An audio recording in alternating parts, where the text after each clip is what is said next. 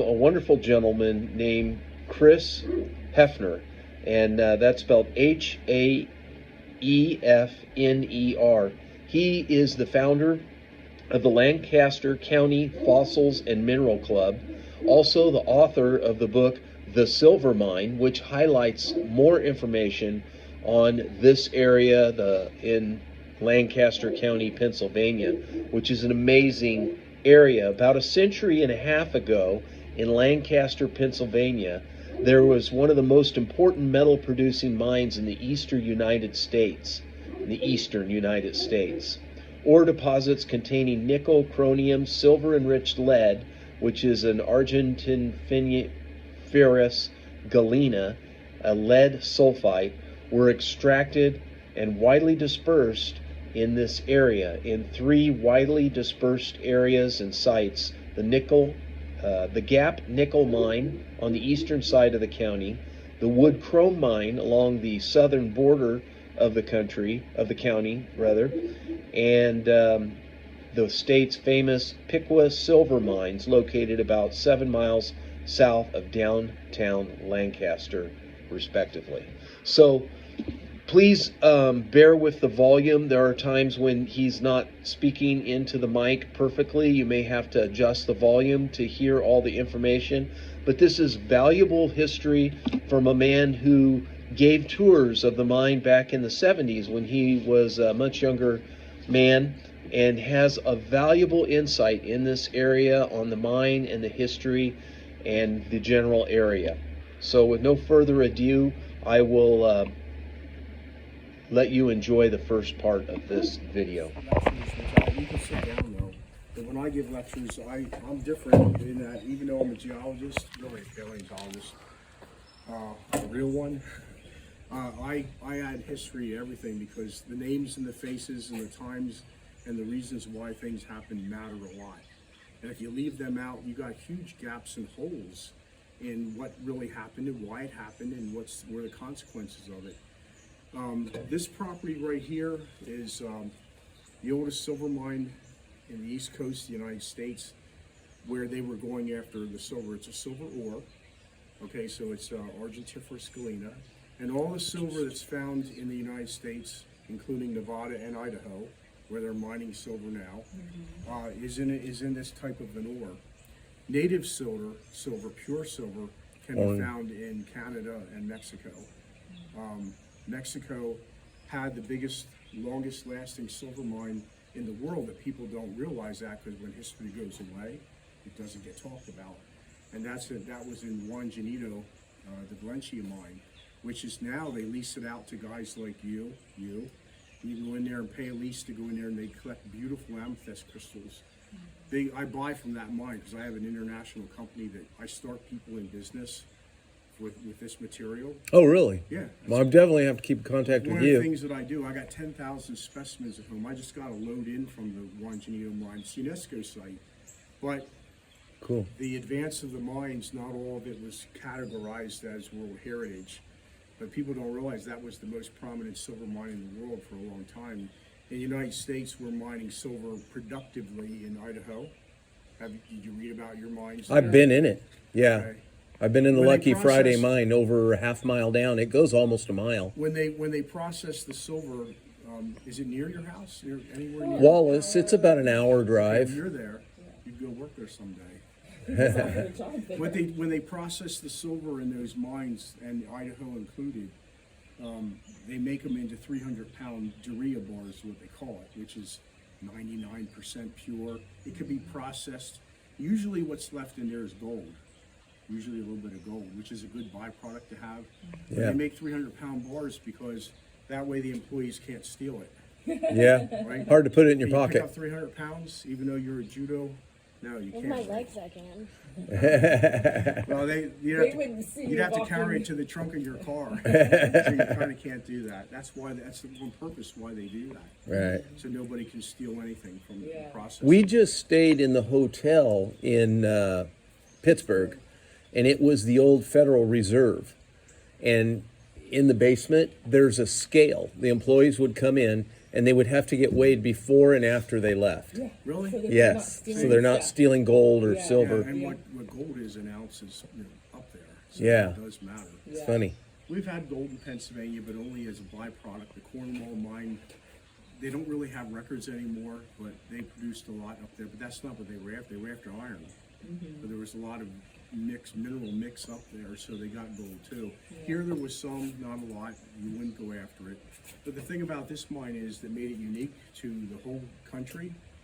It was a small deposit, meaning there was only ever really commercially mined by, you would be the owner, Harvey Philly, you would be Harvey Philly's wife, you would be his kids, and you hired 3 guys 6 months of the year to get it. Because they weren't big and super productive. But what they did have is the richest amount of silver. Usually when you have a silver mine, even like in Idaho, a small percentage of that ore is silver, but enough if there's a lot there. Here it was 0.250, 25% of the ore was silver, which is unbelievable. That is a lot. It's usually a lot, like 0.9, way 2.5 times less. But that's what they ran into here. And there's nothing in geology that determines that, because silver is like gold. Where did it come from? Where'd silver come? What's your name? Willow.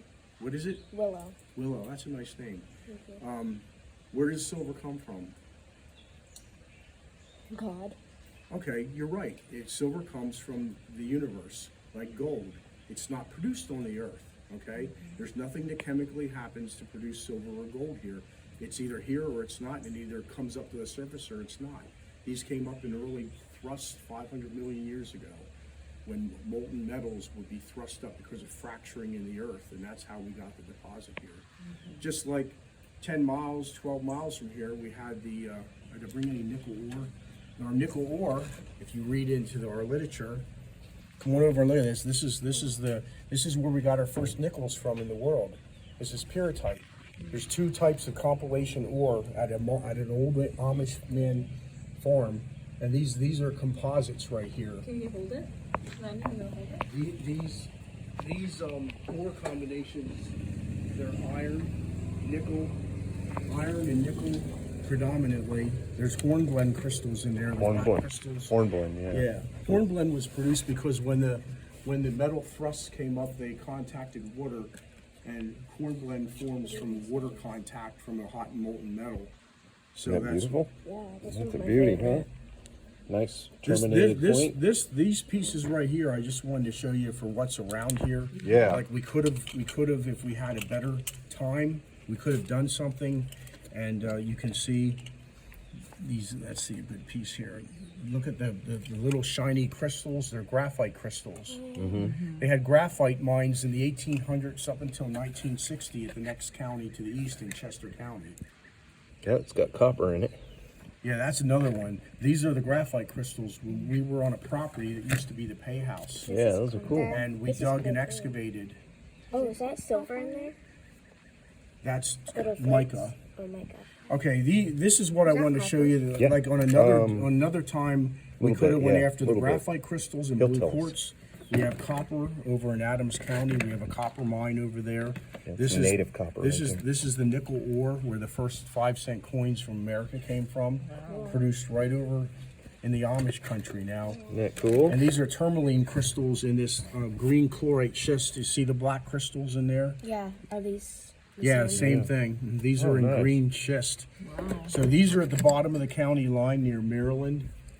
Cool. This is our nickel mine where the first 5-cent coins came from, 1866 to 1893. If you get any of them coins, they were made from the nickel here. That's a neat. whole nother story in itself. Cool. I like this one. The copper that we have in Adams County is an annoyance to it's greenstone quarry, and when they break into the copper, they bucket it, and when they want to process they just make aggregate, road fill material, and when they process that, if they see this, they have somebody go up like her or you, and you have to get it out of the before it gets into the rock crusher, because it'll mess up the machinery. Dunk it up, huh? It's malleable, and instead Yeah. of breaking, it'll just wind itself around the wheels and the cogs. Interesting. These are the silver mine's primary minerals here. Schist. This is fowlerite here. This it's actually red. There's red sphalerite in there. There's something else might be in here. I don't look at these all the time. These are sphalerite crystals here, which is a zinc-based mineral. That's not a common mineral to have here. I want to find this. You're going to go where that is. This is our silver ore from here, which is richer than Idaho's. This is the tourmaline that you can find here in the feldspar. This is the feldspar matrix. You can find these crystals here. If they'd ever had, and this is our, no, scroll? Tourmaline? yeah. Yeah. Yeah, scroll tourmaline. We used to get this in San Diego. Remember we'd find it on the property? In feldspar. You know That's why they call it feldspar. that? You know why it got its name? Scroll? Yeah. I forgot. There was a town in Germany where it was first identified. Scroll, okay. So it's named after a German town. Yeah, I had heard it somewhere. This one's my favorite. Yeah, you like that? And this one. Yeah. Yep, those are pretty. This property came to be where it became something where it started to be noticed back into the 1650s. There were two groups of Indians that were here. We had the Pequa Indians, which were here first. Later on, we had the Shawnee. When the Pequa were here, they were relegated over here because the Indian cultures that were here were the Conestoga Indians, part of the Susquehanna tribes, but they were over by the river, and the river's about 10 or 12 miles west of here. That's where the Indians were who were here first because they wanted to have to be able to access the river for food, for transportation. Heck yeah. And that's where the prominent tribes were. The Pequas were here because they were on a migration because they had been at war and they came through here in the 1650s and 60s and 70s and stayed here. However, of interest about them is they were here when William Penn had landed in the colony, and the colonists started getting off and embarking the ships and starting Philadelphia and then moving west, which happened almost right away. There weren't a lot of people here, but the Indians were here, relegated here. When the Indians encountered the contact, which was not just through them, Penn would come here. They explored areas west to settle and institute new counties and stuff. And that was 1682 to the 1730s when this became incorporated for the first time, which is not a long period of time, about 50 years. But the Indians were here, and the Indians realized that these guys had good things to trade. They had all kinds of pewter, metalware for cups, for axes, for things that would be useful to their lives. So they wanted to trade. They had nothing for to trade. So what they did do is they knew about the silver ore, but they didn't know what it was. They didn't know silver was in it. They knew it was a metal that could be melted. There was Indian quarries up on top of the mine that have been left alone ever since that period of time. And their quarries are still up there. Oh, It used wow. to be deep, but nature's filled them in for 300 years. So they might only go down 6 feet, 10 feet, but they used to be probably twice as deep. We've never excavated them out. Wow. We think that how did they use what they used to make the silver here, and which is predominantly lead, not a lead that can hurt you because it's all base. It can't be. It's not. Nothing's going to filter off of it. And they realized that this material melted, and we don't know how that happened, but I speculate that they were up there. The quartz beds are up there, and the quartz they wanted to fashion into spearheads. Not so much arrowheads here, but spearheads for Right. fishing and hunting and stuff like that. And they wouldn't just do that on the warm days of the year. All year long, they had to fashion the spearheads because if you throw a spear, you might lose it. Probably 90% of them got lost. Sure. And they don't have them anymore. In the shoulder seasons, it's cold in the morning, So, cold at night. They were probably had campfires up there, and they had the pieces of the contact quartz Yeah, and yeah, silver cool. were up there, right on the surface. And if you make a ring of fire, you're going to get fires that'll burn through the night over 1,000 degrees. You make a campfire, you can get it 800, 1,000 degrees easy. And the lead would melt out at that temperature. It was Lead- about 450 or Lead melts at 500? 623.5. Oh, 623. Okay. 623.5. So this material would melt out, and they didn't know there was silver in it. So they crafted pipes, ceremonial pipes. A couple of them are in the Delaware Museum down on Route 52, right across from Winterthur. one of the DuPont estates that you could Oh, visit. nice. So they're down there, and they made them really big because they wanted to get a lot for it. And instead of making a small pipe, they made big ones. Some were 3 feet long. Wow. So that's what they did with the material here, because they wanted to get the implements coming in off the ships as the years went by. People don't put it in their heads that when William Penn came here with 3 or 4 ships, that wasn't it. They started coming regularly. Yeah, You they know, didn't 1,000 stop. ships were here within 15 years. And so all that implementation came here when word got back that there's people to trade here with, and for the usefulness for the colony. Yeah. So that's how this place got discovered, and William Penn actually, England didn't fight for this area for nothing.